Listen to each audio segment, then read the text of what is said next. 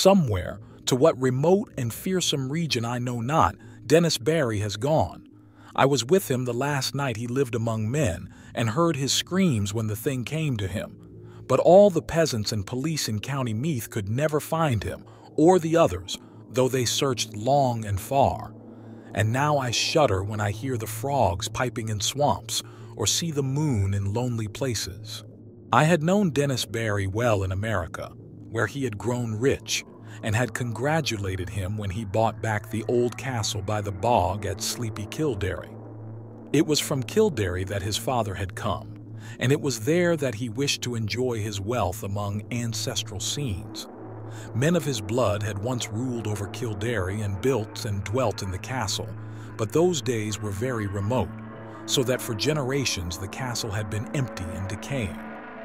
After he went to Ireland, Barry wrote me often, and told me how under his care the gray castle was rising tower by tower to its ancient splendor, how the ivy was climbing slowly over the restored walls as it had climbed so many centuries ago, and how the peasants blessed him for bringing back the old days with his gold from over the sea.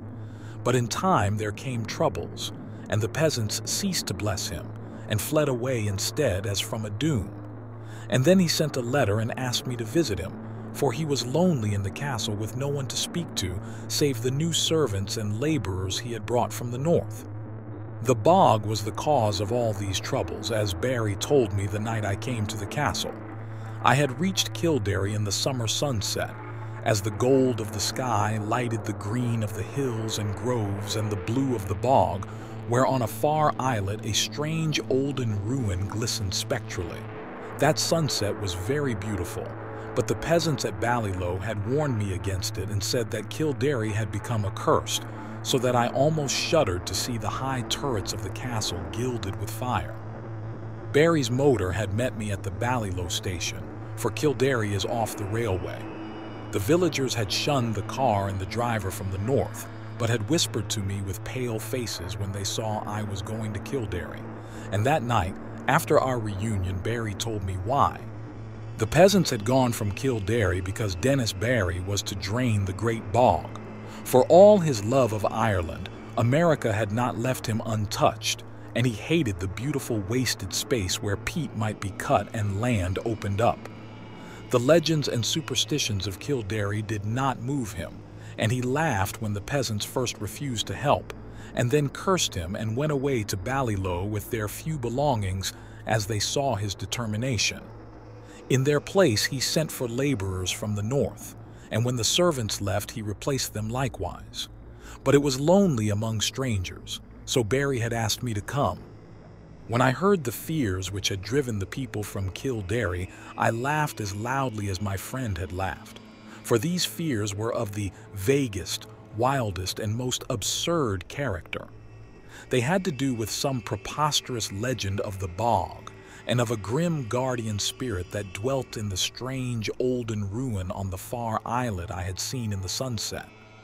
There were tales of dancing lights in the dark of the moon, and of chill winds when the night was warm, of wraiths in white hovering over the waters, and of an imagined city of stone deep down below the swampy surface. But foremost among the weird fancies, and alone in its absolute unanimity, was that of the curse awaiting him who should dare to touch or drain the vast reddish morass. There were secrets, said the peasants, which must not be uncovered, secrets that had lain hidden since the plague came to the children of Partholon in the fabulous years beyond history. In the Book of Invaders, it is told that these sons of the Greeks were all buried at Tallaght, but old men in Kildare said that one city was overlooked, save by its patron moon goddess, so that only the wooded hills buried it when the men of Nemed swept down from Scythia in their 30 ships. Such were the idle tales which had made the villagers leave Kildare, and when I heard them I did not wonder that Dennis Barry had refused to listen. He had, however, a great interest in antiquities, and proposed to explore the bog thoroughly when it was drained. The white ruins on the islet he had often visited, but though their age was plainly great and their contour very little like that of most ruins in Ireland, They were too dilapidated to tell the days of their glory. Now, the work of drainage was ready to begin, and the laborers from the north were soon to strip the forbidden bog of its green moss and red heather, and kill the tiny shell-paved streamlets and quiet blue pools fringed with rushes. After Barry had told me these things, I was very drowsy, for the travels of the day had been wearying and my host had talked late into the night. A manservant shooed me to my room, which was in a remote tower overlooking the village, and the plain at the edge of the bog, and the bog itself, so that I could see from my windows in the moonlight the silent roofs from which the peasants had fled, and which now sheltered the laborers from the north, and too, the parish church with its antique spire, and far out across the brooding bog the remote olden ruin on the islet gleaming white and spectral. Just as I dropped to sleep, I fancied I heard faint sounds from the distance, sounds that were wild and half musical, and stirred me with a weird excitement which colored my dreams. But when I awaked next morning, I felt it had all been a dream, for the visions I had seen were more wonderful than any sound of wild pipes in the night. Influenced by the legends that Barry had related, my mind had in slumber hovered around a stately city in a green valley, where marble streets and statues, villas and temples, carvings and inscriptions, all spoke in certain tones the glory that was Greece. When I told this dream to Barry, we both laughed, but I laughed the louder because he was perplexed about his laborers from the north. For the sixth time, they had all overslept, waking very slowly and dazedly, and acting as if they had not rested, although they were known to have gone early to bed the night before. That morning and afternoon I wandered alone through the sun-gilded village and talked now and then with idle laborers, for Barry was busy with the final plans for beginning his work of drainage. The laborers were not as happy as they might have been, for most of them seemed uneasy over some dream which they had had, yet which they tried in vain to remember. I told them of my dream, but they were not interested till I spoke of the weird sounds I thought I had heard. Then they looked oddly at me and said that they seemed to remember weird sounds too. In the evening, Barry dined with me and announced that he would begin the drainage in 2 days. I was glad, for although I disliked to see the moss and the heather and the little streams and lakes depart, I had a growing wish to discern the ancient secrets the deep matted peat might hide.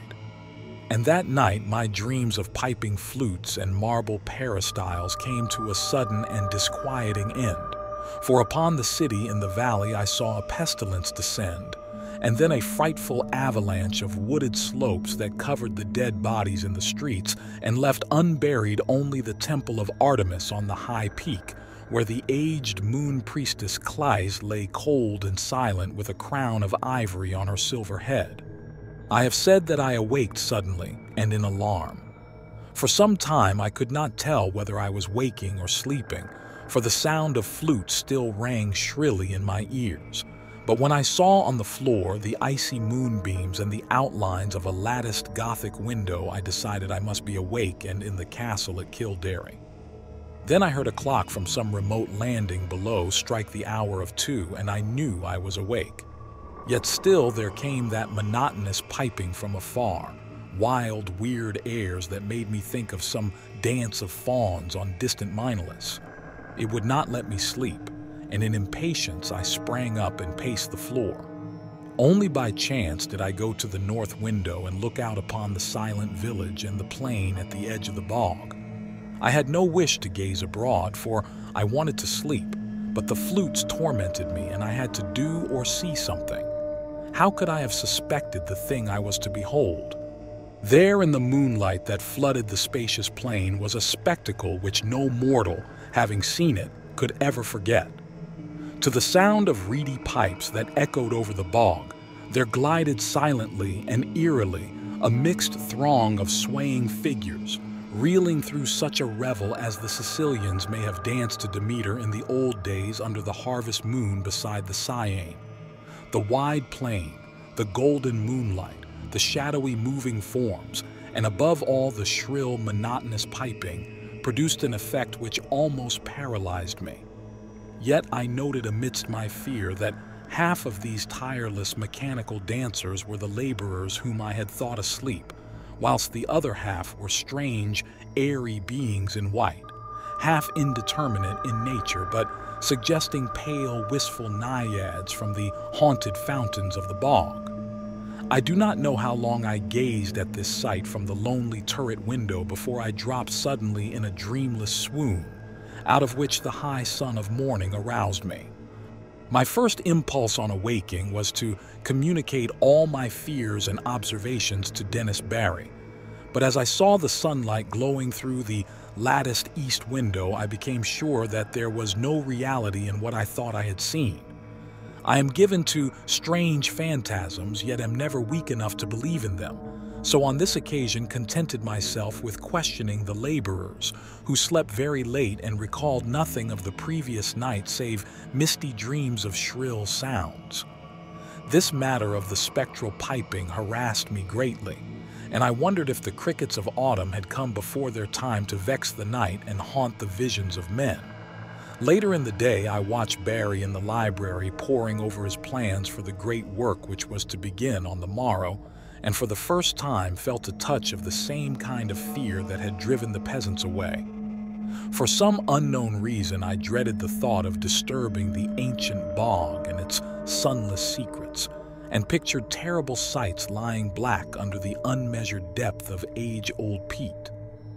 That these secrets should be brought to light seemed injudicious, and I began to wish for an excuse to leave the castle and the village. I went so far as to talk casually to Barry on the subject, but did not dare continue after he gave his resounding laugh. So I was silent when the sun set fulgently over the far hills, and Kildare blazed all red and gold in a flame that seemed a portent. Whether the events of that night were of reality or illusion, I shall never ascertain. Certainly they transcend anything we dream of in nature and the universe, yet in no normal fashion can I explain those disappearances which were known to all men after it was over. I retired early and full of dread, and for a long time could not sleep in the uncanny silence of the tower. It was very dark, for although the sky was clear, the moon was now well in the wane, and would not rise till the small hours. I thought as I lay there of Dennis Barry, and of what would befall that bog when the day came, and found myself almost frantic with an impulse to rush out into the night, take Barry's car, and drive madly to Ballyloe out of the menaced lands. But before my fears could crystallize into action, I had fallen asleep, and gazed in dreams upon the city in the valley, cold and dead under a shroud of hideous shadow. Probably it was the shrill piping that awaked me, yet that piping was not what I noticed first when I opened my eyes. I was lying with my back to the east window overlooking the bog, where the waning moon would rise, and therefore expected to see light cast on the opposite wall before me, but I had not looked for such a sight as now appeared. Light indeed glowed on the panels ahead, but it was not any light that the moon gives.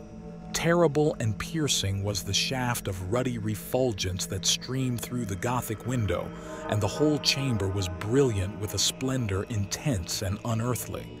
My immediate actions were peculiar for such a situation, but it is only in tales that a man does the dramatic and foreseen thing. Instead of looking out across the bog toward the source of the new light, I kept my eyes from the window in panic fear and clumsily drew on my clothing with some dazed idea of escape. I remember seizing my revolver and hat, but before it was over I had lost them both without firing the one or donning the other. After a time, the fascination of the red radiance overcame my fright, and I crept to the east window and looked out whilst the maddening, incessant piping whined and reverberated through the castle and over all the village. Over the bog was a deluge of flaring light, scarlet and sinister, and pouring from the strange olden ruin on the far islet. The aspect of that ruin I cannot describe. I must have been mad, for it seemed to rise majestic and undecayed, splendid and column-cinctured, the flame-reflecting marble of its entablature piercing the sky like the apex of a temple on a mountaintop. Flutes shrieked and drums began to beat, and as I watched in awe and terror, I thought I saw dark, saltant forms silhouetted grotesquely against the vision of marble and effulgence. The effect was titanic, altogether unthinkable, and I might have stared indefinitely had not the sound of the piping seemed to grow stronger at my left. Trembling with a terror oddly mixed with ecstasy, I crossed the circular room to the north window from which I could see the village and the plain at the edge of the bog. There, my eyes dilated again with a wild wonder as great as if I had not just turned from a scene beyond the pale of nature, for on the ghastly red-litten plain was moving a procession of beings in such a manner as none ever saw before, save in nightmares. Half gliding, half floating in the air, the white-clad bog wraiths were slowly retreating toward the still waters and the island ruin in fantastic formations, suggesting some ancient and solemn ceremonial dance. Their waving, translucent arms, guided by the detestable piping of those unseen flutes, beckoned in uncanny rhythm to a throng of lurching laborers who followed dog-like with blind, brainless, floundering steps as if dragged by a clumsy but resistless demon will. As the naiads neared the bog without altering their course, a new line of stumbling stragglers zigzagged drunkenly out of the castle from some door far below my window, groped sightlessly across the courtyard and through the intervening bit of village, and joined the floundering column of laborers on the plain. Despite their distance below me, I at once knew they were the servants brought from the north, for I recognized the ugly and unwieldy form of the cook, whose very absurdness had now become unutterably tragic. The flutes piped horribly, and again I heard the beating of the drums from the direction of the island ruin. Then silently and gracefully the naiads reached the water and melted one by one into the ancient bog, while the line of followers, never checking their speed, splashed awkwardly after them and vanished amidst a tiny vortex of unwholesome bubbles which I could barely see in the scarlet light. And as the last pathetic straggler, the fat cook, sank heavily out of sight in that sullen pool, the flutes and the drums grew silent, and the blinding red rays from the ruins snapped instantaneously out, leaving the village of doom lone and desolate in the wan beams of a new-risen moon. My condition was now one of indescribable chaos. Not knowing whether I was mad or sane, sleeping or waking, I was saved only by a merciful numbness. I believe I did ridiculous things such as offering prayers to Artemis, Latona, Demeter, Persephone, and Ploughton. All that I recalled of a classic youth came to my lips as the horrors of the situation roused my deepest superstitions. I felt that I had witnessed the death of a whole village, and knew I was alone in the castle with Dennis Barry, whose boldness had brought down a doom. As I thought of him, new terrors convulsed me and I fell to the floor, not fainting, but physically helpless. Then I felt the icy blast from the east window where the moon had risen, and began to hear the shrieks in the castle far below me. Soon those shrieks had attained a magnitude and quality which cannot be written of, and which make me faint as I think of them. All I can say is that they came from something I had known as a friend. At some time during this shocking period, the cold wind and the screaming must have roused me, for my next impression is of racing madly through inky rooms and corridors and out across the courtyard into the hideous night. They found me at dawn wandering mindless near Ballylow, but what unhinged me utterly was not any of the horrors I had seen or heard before. What I muttered about as I came slowly out of the shadows was a pair of fantastic incidents which occurred in my flight, incidents of no significance, yet which haunt me unceasingly when I am alone in certain marshy places or in the moonlight. As I fled from that accursed castle along the bog's edge, I heard a new sound, common, yet unlike any I had heard before at Kildare. The stagnant waters, lately quite devoid of animal life, now teemed with a horde of slimy, enormous frogs which piped shrilly and incessantly in tones strangely out of keeping with their size. They glistened bloated and green in the moonbeams, and seemed to gaze up at the fount of light. I followed the gaze of one very fat and ugly frog, and saw the second of the things which drove my senses away. Stretching directly from the strange olden ruin on the far islet to the waning moon, my eyes seemed to trace a beam of faint quivering radiance having no reflection in the waters of the bog. And upward along that pallid path my fevered fancy pictured a thin shadow slowly writhing, a vague contorted shadow struggling as if drawn by unseen demons. Crazed as I was, I saw in that awful shadow a monstrous resemblance, a nauseous, unbelievable caricature, a blasphemous effigy of him who had been Dennis Barry.